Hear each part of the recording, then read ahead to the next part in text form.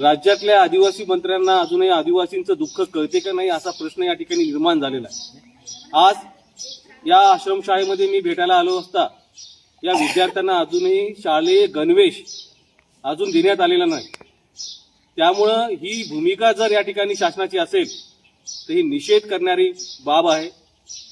आदिवासींच्या प्रती किती उदासीनता या ठिकाणी शासनाच्या मनामध्ये दिसून येत आहे आणि कसा पक्षपाती भेद या ठिकाणी दिसून येते याचं मूर्तिमंत उदाहरण शाळा सुरू होऊन 7 महिने झाले तरी विद्यार्थ्यांना अजून गणवेश हे जर सरकार पुरवू शकत नसेल तर निश्चितच या सरकारचा आम्ही या ठिकाणी निषेध करतो आणि तातडीने या विद्यार्थ्यांना शालेय गणवेश आणि त्यांच्या ज्या शैक्षणिक फीस असतील किंवा इतर बाबी खर्चाच्या बाबी आहेत त्या तातडीने या ठिकाणी विद्यार्थ्यांना पुरवावे, अन्यथा आम्ही या ठिकाणी मोठ्या प्रमाणात येत्या काळामध्ये आम्ही आंदोलन करू।